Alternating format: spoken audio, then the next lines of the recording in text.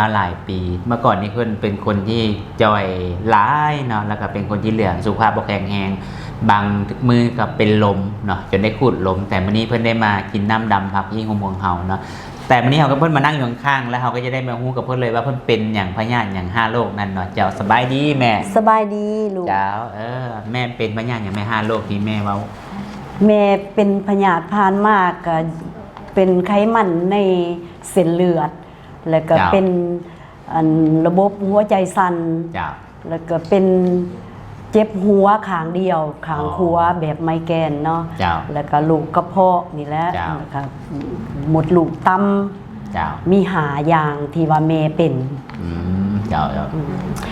แล้วหลังจากนี้แม่เป็น5อย่างนี้คือ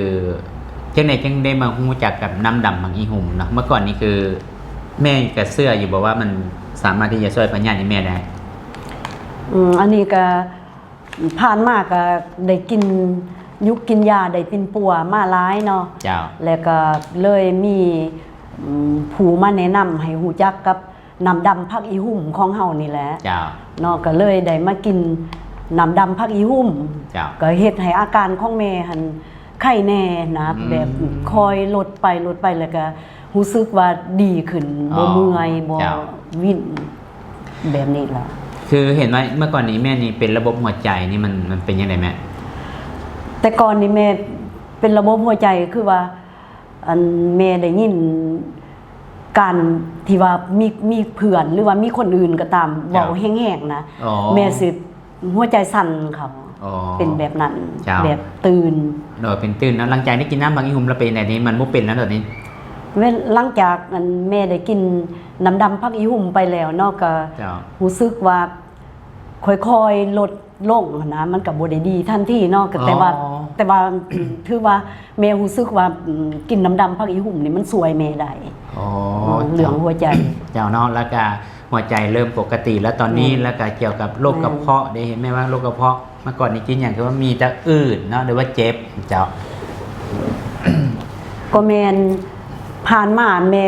เวลากินอาหารขั้นกินอิ่มหลายแล้วมีอาการแน่นขึ้นแล้วก็เมื่อยแบบมันแบบยืงท้องนะเพราะว่าระบบถ่ายก็บ่ได้ปกติเจ้าโดยเนาะหลังจากที่แม่ก็เป็นหลายโรคเนาะกันนิ่งมาคือเอิ้นว่าไขมันในเส้นเลือดเนาะแล้วก็โรคกระเพาะเนาะแล้วก็มดลูกย้อนแล้วก็ไมเกรนมักเจ็บหัวข้างเดียว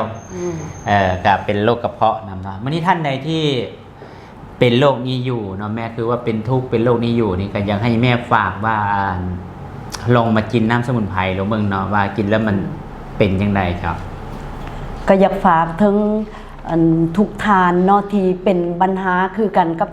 แม่เคยเป็นอยู่เนาะแล้วก็แม่มากินน้ำดำก็อยากให้ทุกทานได้มากินน้ำดำผักอีหุ่มของเฮานี่สวยทานได้เนาะก็คือแม่ได้ดีขึ้นปกติในปัจจุบันนี้แม่มีสุขภาพแข็งแรงแล้วก็บ่เมื่อยแล้วก็ระบบเลือดไปกวดขึ้นก็มันดีนะเลือดบ่นิ่งเลือดแล่นสะดวกเลือดบ่ขุ่นบ่เหนียวนะตอนนี้ก็เอิ้นว่าแม่เนาะได้กินน้ำดำผักอีหุ่มแล้วมันก็สามารถปกตินะตอนนี้เห็นแม่บอกว่าแม่บ่ได้กินยาแบบประจำนี้5ปีแล้วบ่แม่แต่มาใส่สมุนไพรของเฮานี่แม่บ่ได้ใส่ตัวใดเพราะว่าแม่ยุดโหลดเบื้องยุกยาอื่นๆแล้วแม่ก็ต้องมั่นใจที่สุดเพราะว่าแม่กินตัวนี้แม่คอยหายใจแบบว่าแต่ก่อนหันใจแน่นนะบัดนี้มันก็หายใจสะดวกแล้วก็เฮ็ดให้แม่กินข้าวแซ่บนอนหลับทั้งว่าแม่จอยอยู่แต่ว่าแม่บ่เมื่อยแม่ก็สุขภาพดีกว่าแต่เก่าแม่จะเลื้องลากระทั่งเหี่ยวทั้งอารมณ์บ่ดีจิตใจบ่ดีแต่ปัจจุบันในแม่คอยดีขึ้นปกติเจ้าเนาะกะมื้อนี้ท่านใดที่ได้เบิ่งคลิปนี้อยู่เนาะแม่มี5โรคนี้อยู่ท่านใดที่มีแบบ5โรคนี้เนาะกะ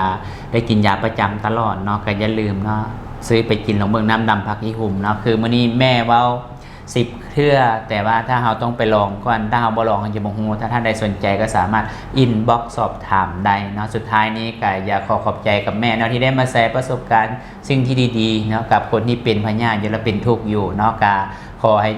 ทุกคนเนาะถ้าได้ฟังแล้วก็สามารถอินบ็อกซ์สอบถามได้นะสุดท้ายนี้